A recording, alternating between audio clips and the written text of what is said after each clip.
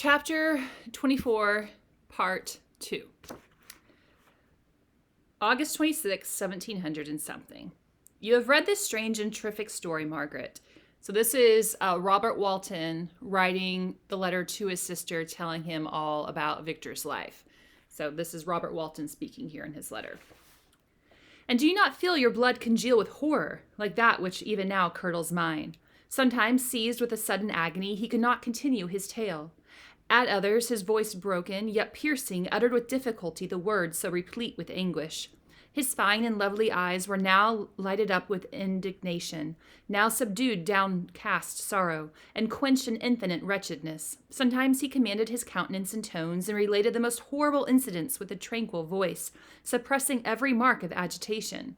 Then, like a volcano bursting forth, his face would suddenly change to an expression of the wildest rage, as he shrieked out imprecations on his persecutor.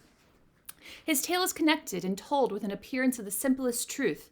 Yet I own to you that the letters of Felix and Safie, which he showed me, and the apparition of the monster seen from our ship, brought to me a greater conviction of the truth of his narrative than his assertive asseverations, however earnest and connected. Such a monster has then really existence. I cannot doubt it, yes, I am lost in surprise and admiration. Sometimes I endeavored to gain from Frankenstein the particulars of his creature's formation, but on this point he was impenetrable.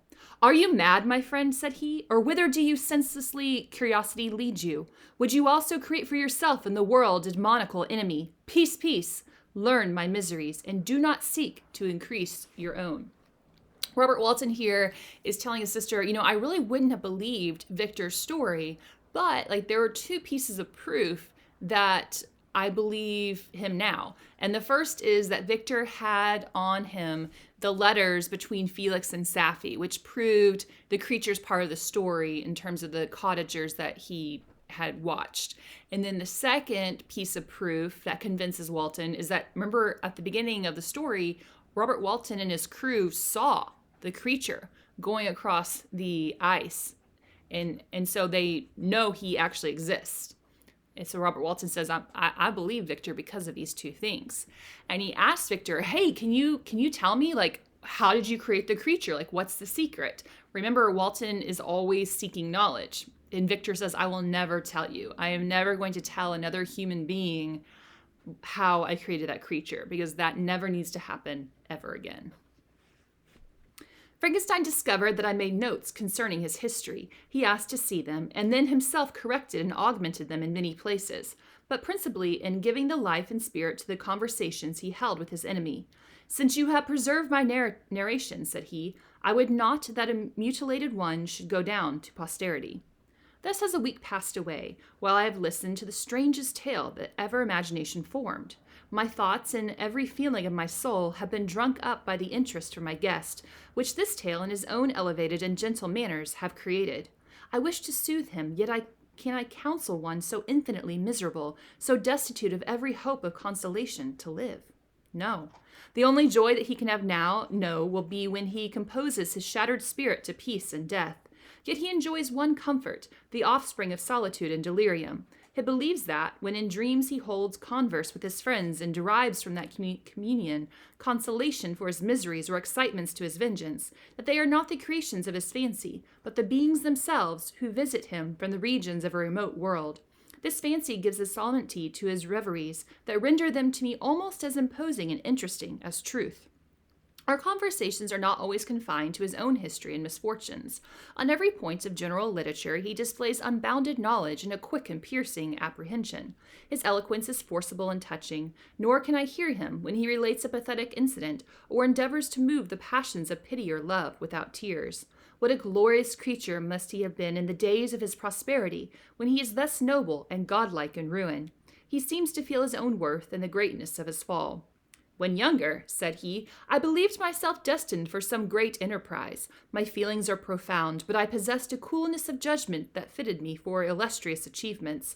The sentiments of the worth of my nature supported me when others would have been oppressed, for I deemed it criminal to throw away in useless grief those talents that might be useful to my fellow creatures. When I reflected on the work I had completed, no less a one than the creation of a sensitive and rational animal, I could not rank myself with the herd of common projectors. But this thought, which supported me in the commencement of my career, now serves only to plunge me lower in the dust. All my speculations and hopes are as nothing, and, like the archangel who aspired to omnipotence, I am chained in an eternal hell. That's a vague reference to Paradise Lost, but also kind of overall the Bible as well. My imagination was vivid, yet my power of analysis and application were intense. By the union of these qualities, I conceived the idea and executed the creation of a man. Even now I cannot recollect without passion my reveries while the work was incomplete. I trod heaven in my thoughts, now exulting in my powers, now burning with the idea of their effects. From my infancy I was imbued with high hopes and a lofty ambition. But how I am sunk! Oh, my friend, if you had known me as I once was, you would not recognize me in this state of degradation. Despondency rarely visited my heart. A high destiny seemed to bear me on until I fell, never, never again to rise. Must I then lose this admirable being? I have longed for a friend. I have sought one who would sympathize with and love me. Behold, on these desert seas I have found such a one. But I fear I have gained him only to know his value and lose him. I would reconcile him to life, but he repulses the idea. Walton can tell that Victor doesn't really have any will to live left anymore. The only thing that's been driving him on is trying to catch up to the creature to get his revenge, but he's too sick to even do that now. And Walton mourns that because he's finally found in Victor a friend, someone that he sees as his equal, but he's going to lose him. I thank you, Walton, said he, for your kind intentions towards so miserable a wretch. But when you speak of new ties and fresh affections, think you that any can replace those who are gone? Can any man be to me as Clerval was, or any woman another Elizabeth? Okay, well, that's kind of like rejects Walton's branch of friendship there. He's like, I've already had friends. No one can replace them. Okay, poor Robert. Even where the affections are not strongly moved by any superior excellence, the companions of our childhood always possess a certain power over our minds, which hardly any later friend can obtain. They know our infantine dispositions, which, however they may be afterwards modified, are never eradicated, and they can judge our actions with more certain conclusions as to the integrity of our motives. Those few lines, I do believe, are true. When you, even later on in life, you're never going to have the friends that you had when you were a kid. You're going to have really great friends and you're going to have best friends, but there's something about being together during your formative years. Those people know you in a different way than anyone else in your life is going to know you. And that's basically what Victor is telling Robert Walton here. Just no one can replace Elizabeth and Henry, who he grew up with. A sister or a brother can never, unless indeed such symptoms have been shown early, suspect the other of fraud or false dealing, when another friend, however strongly he may be attached, may, in spite of himself, be contemplated with suspicion. But I enjoyed friends, dear not through habit and association, but from their own merits, and wherever I am the soothing voice of my Elizabeth and the conversation of Clerval will be ever whispered in my ear. They are dead, but one feeling in such a solitude can persuade me to preserve my life. If I were engaged in any high undertakings or design, fraught with extensive utility to my fellow creatures, then could I live to fulfill it. But such is not my destiny. I must pursue and destroy the being to whom I gave existence. Then my lot on earth will be fulfilled, and I may die. September 2nd. My beloved sister. This is a letter from Robert Walton to his sister Margaret. I write to you encompassed by peril and ignorant whether I am ever doomed to see again dear England, and the dearer friends that inhabit it.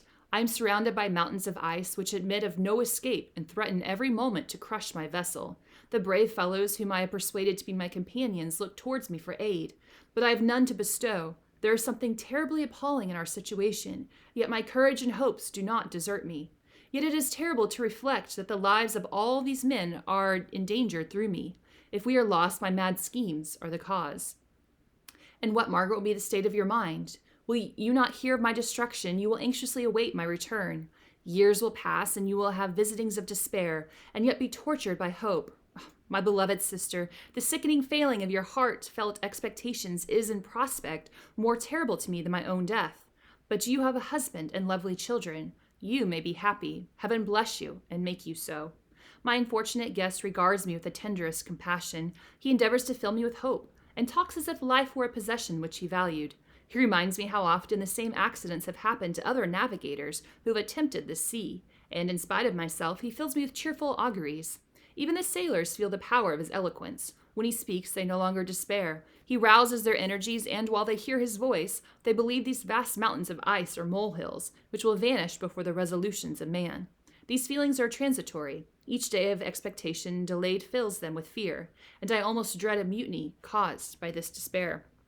So we find out here that Robert Walton's ship is surrounded by ice, and here they are, they're stuck in the Arctic, and Robert is writing this letter to his sister thinking that she may never get it because he doesn't know how they're going to get out of the situation that they are in.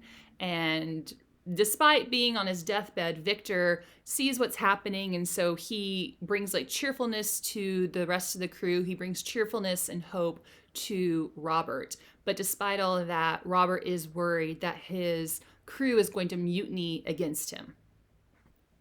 September 5th. A scene has just passed of such uncommon interest that although it is highly probable that these papers may never reach you, yet I cannot forbear recording it.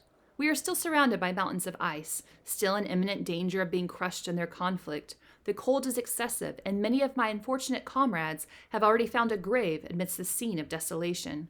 Frankenstein has daily declined in health. A feverish fire still glimmers in his eyes, but he is exhausted, and when suddenly roused to any exertion, he speedily sinks again into apparent lifelessness. So they're still stuck in the ice here. Some of the sailors on Walton's crew have died because of the cold. Frankenstein, his health is still declining. It's not looking good for him. I mentioned in my last letter the fears I entertained of a mutiny. This morning, as I sat watching the wan countenance of my friend, his eyes half closed and his limbs hanging listlessly, I was roused by half a dozen of the soldiers who demanded admission into the cabin. They entered, and their leader addressed me. He told me that he and his companions had been chosen by the other sailors to come in deputation to me, to make me a requisition, which in justice I could not refuse. We are mured in ice and should probably never escape. But they fear that if, as was possible, the ice should dissipate and a free passage be opened, I should be rash enough to continue my voyage and lead them into fresh dangers after they might happily have surmounted this. They insisted, therefore, that I should engage with a solemn promise that if the vessel should be freed, I would instantly direct my course southward. Walton's crew has not mutinied against him yet. However, tensions are high. They come see him that morning and they make him promise that, hey, if this ice ever breaks up and we're able to sail, that we're going to turn around and we're going to sail home. That we are not going to continue on this voyage for you to discover the secrets of magnetism or another trade route. Okay, we're not doing that. And they make him promise that. And basically they're saying to him, like, if you don't hold to that promise, if you don't get us home, if the ice ever breaks up, like, we will mutiny against you. This speech troubled me. I could not despair, nor had I yet conceived the idea of returning if set free. Yet could I, in justice or even in possibility, refuse this demand? I hesitated before I answered, when Frankenstein, who had at first been silent and indeed appeared hardly to have force enough to attend, now roused himself. His eyes sparkled and his cheeks flushed with momentary vigor. Turning towards the men, he said, "What do you mean? What do you demand of your captain? Are you then so easily turned from your design? Did you not call this a glorious expedition? And wherefore was it glorious? Not because the way was smooth and placid as a southern sea, but because it was full of dangers and terror, because at every new incident your fortune was to be called forth and your courage exhibited, because danger and death surrounded it, and these you were brave to overcome. For this it was glorious, for this was it an honorable undertaking. You were hereafter to be hailed as benefactors of your species, your names adorned as belonging to brave men who encountered death for honor and the benefit of mankind. And now behold, with the first imagination of danger, or, if you will, the first mighty and terrific trial of your courage, you shrink away and are content to be handed down as men who had not strength enough to endure cold and peril. And so, poor souls, they were chilly and returned to their warm firesides. Why, that requires not this preparation. Ye need not have come thus far and dragged your captain to the shame of a defeat, merely to prove yourselves cowards. Be men, or be more than men. Be steady to your purposes and firm as a rock. This ice is not made of such stuff as your hearts may be. It is mutable and cannot withstand you if you say that it shall not. Do not return to your families with the stigma of disgrace marked on your brows. Return as heroes who have fought and conquered, and who know not what it is to turn their backs on their foe." So Frankenstein somehow rouses himself up from his sickness and gives this speech to the sailors, telling them that they should feel shame, that how dare they act this way, and don't they want to, have like grandeur added to their names? Don't they want fame added to their names by discovering the new route or discovering the secrets of magnetism? Are they cowards for turning back? Like, how dare they ask that of their captain? So, which is interesting, because then you're like, well, has he learned nothing then about the dangers of knowledge? Because Walt's going to be putting his whole crew in danger by continuing on in this mission. So has Victor not learned anything about when to stop? He spoke this with a voice so modulated to the different feelings expressed in his speech, with an eye so full of lofty design and heroism, that can you wonder that these men were moved? They looked at one another and were unable to reply.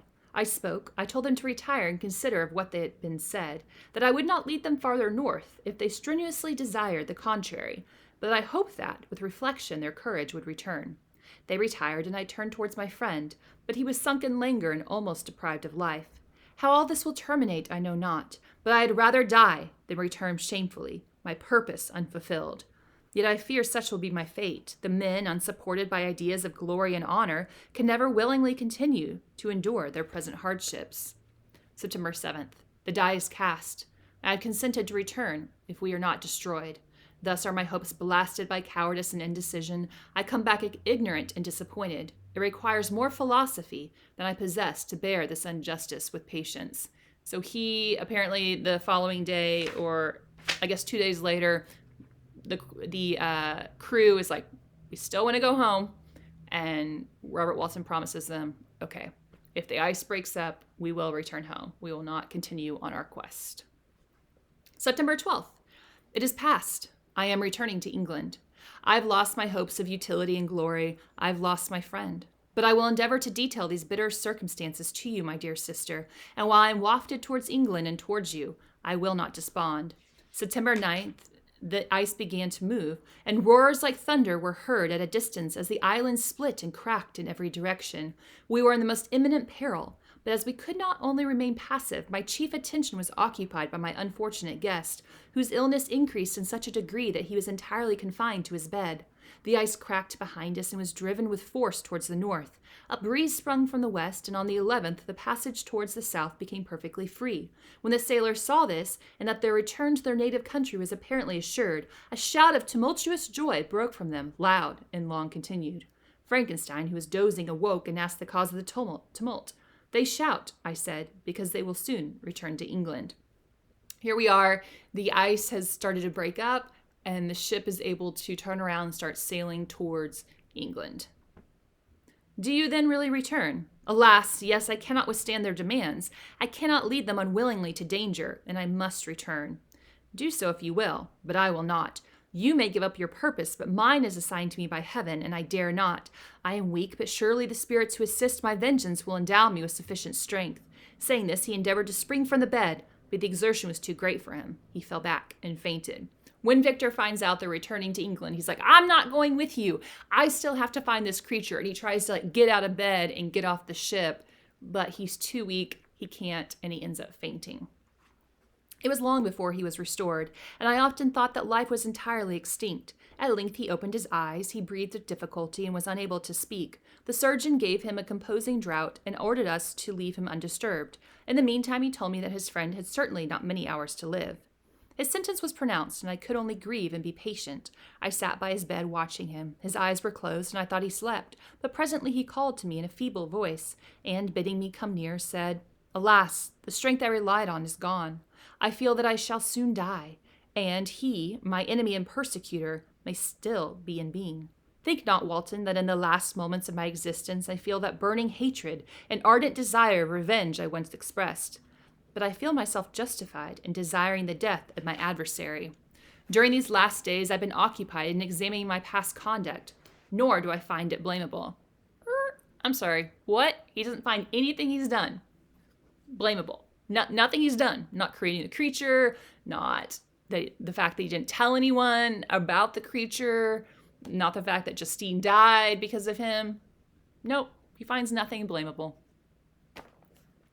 In a fit of enthusiastic madness, I created a rational creature and was bound towards him to assure, as far as it was in my power, his happiness and well-being. This was my duty, but there was another still paramount to that. My duties towards the beings of my own species had greater claims to my attention because they included a greater proportion of happiness or misery. Urged by this view, I refused, and I did right in refusing, to create a companion for the first creature. He showed unparalleled malignity and selfishness and evil. He destroyed my friends. He devoted to destruction beings who possessed exquisite sensations, happiness, and wisdom.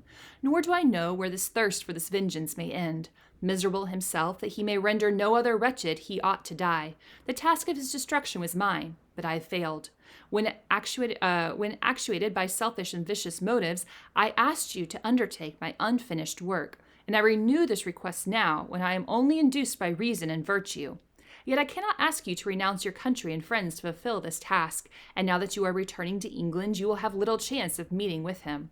By the consideration of these points and the well-balancing of what you may esteem your duties, I leave to you. My judgment and ideas are already disturbed with the near approach of death. I dare not ask you to do what I think right, for I may still be misled by passion. That he should live to be an instrument of mischief disturbs me. In other respects, this hour, when I momentarily expect my release, is the only happy one which I have enjoyed for several years. The forms of the beloved dead flit before me, and I hasten to their arms. Farewell, Walton. Seek happiness in tranquility, and avoid ambition, even it be only the apparently innocent one of distinguishing yourself in science and discoveries. Yet why do I say this? I have myself been blasted in these hopes. Yet another may succeed. Here he is in his last moments. Victor tells Walton, hey, I don't want you to go chasing after this monster, but again, if you happen to cross his path, I would like you to kill him for me. And in his last breaths, he tells Walton to seek happiness in tranquility and avoid ambition. So he does give him that warning, hey, don't be like me. His voice became fainter as he spoke, and at length, exhausted by his effort, he sunk into silence. About half an hour afterwards, he attempted again to speak, but was unable. He pressed my hand feebly, and his eyes closed forever, while the irritation of a gentle smile passed away from his lips.